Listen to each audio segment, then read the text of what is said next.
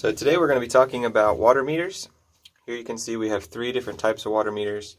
We have a 3/4 inch water meter. This is a 1 inch water meter. And this is a 1.5 inch water meter. These three water meters are pulse output. That means that there's a reed switch inside the meter, and every certain number of gallons it closes the reed switch, which sends a pulse. So you can tell a pulse output water meter by this cable that comes off of it. I'm going to be talking a little bit more about this 3/4 inch water meter because we put it on every LWTS at the moment that we ship out of Charleston. But if you happen to install one of these larger water meters, these are from Assured Automation. They have a higher flow capacity, higher pressure capacity, and sometimes it's hard to know when you're installing them what the pulse output is. And there's a really quick and easy way to know that, and it's looking at where the reed switch is located on the dial. So if you look at this one,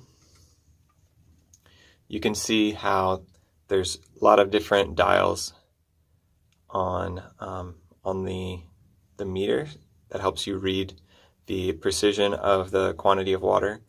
And so this, you can see, has a ×10, a ×1, and a ×0.1, and ×0.01. This reed switch is on the 0.1 dial, and that means you can kind of see the little magnet on the dial arrow. When that dial goes over all the way from 0, basically one rotation from 0, 1, 2, 3, 4, 5, 6, 7, 8, 9, and then back to 0, that's when it sends the pulse. So 10 is basically one revolution. 10 times 0.1 is 1, and these are in gallons. So every 1 gallon, it sends a pulse.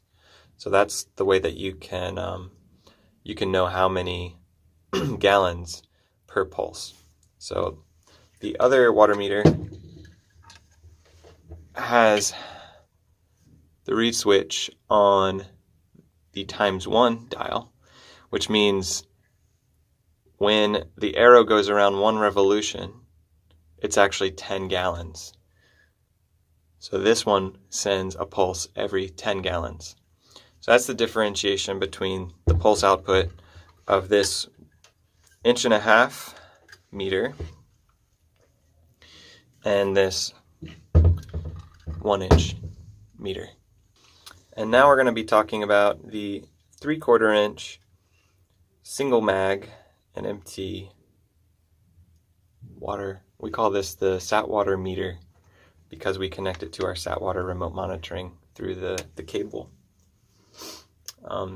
We kind of wanted to give a detailed look at what this looks like. It's called a single mag because it has a single jet propeller. The Assured Automation water meters have a multi-jet, and this is a single jet, which means the water comes in through the inlet here and it goes straight out the back. So it's a single path flow. And the propeller, which you can see the green impeller inside, is connected to the spinning motion of the internal magnet. So I'm going to give you a demonstration. You can tell where the input is by this screen, and you can also tell by the arrow on the side. So if I blow into here,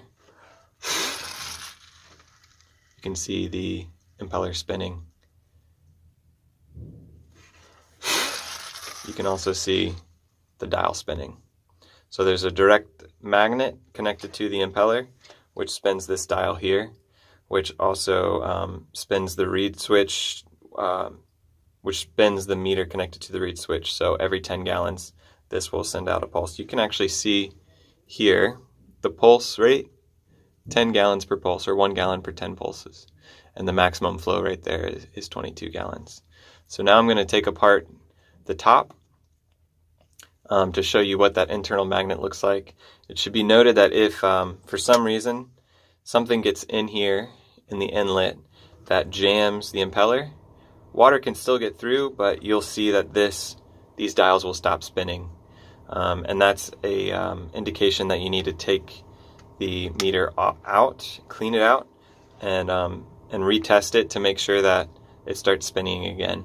But this should be something that your technicians and your operators should know to keep the system accurate, so you know how much water you're producing. And also, if it is connected to a SatWater communicator, you want to make sure that it's not sending a false signal of 0 gallons per day or 0 liters per day.